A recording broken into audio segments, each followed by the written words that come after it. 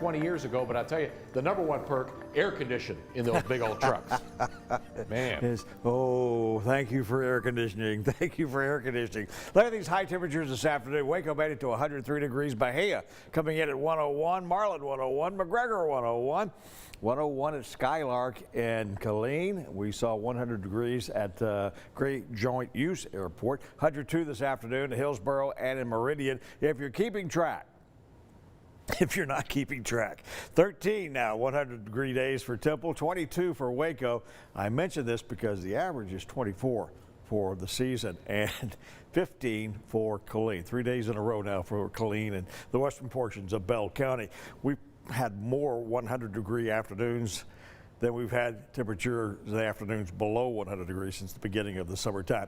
How to handle the heat: dress in light-colored, loose-fitting clothing, cool conditions, limit the time outdoors, stay hydrated, self-monitor. This is very important. If you start feeling bad, it means you're probably in worse shape than you realize. And remember your pets. Be sure that they too have some shelter from the heat and plenty of fresh water. This is a big dome of high pressure that's sitting on top of us here. This big bubble I'm showing you, it's not going anywhere. We got a little moisture on the edge of it out to the west of us, and a little bit trying to sneak in underneath right across Louisiana and the Texas upper Gulf Coast. But other than that, we're not seeing much of the way of any rain. So the drought monitor has been extremely dry west of I-35. It's not improved any. A little bit of improvement out west from San Angelo back over towards Comanche and Brownwood with the rains that we had last week.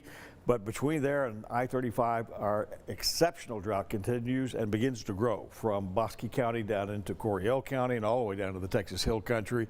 Rain is desperately needed. And you don't need me to tell you that. There's just not much in the way of any rain coming our way right now. We've got a bit of cloud cover trying to work its way up from the Gulf Coast from showers that we saw earlier today. Not making it into our area though. It's going to be very warm. Right now you're at 89 in Waco, 90 in Temple, 90 in Marlin. Killeen is cool to 88 degrees. Overnight tonight, we're very likely going to be in the upper to mid 70s. Clear skies, sultry 76 the overnight. Low south winds around 5 miles an hour.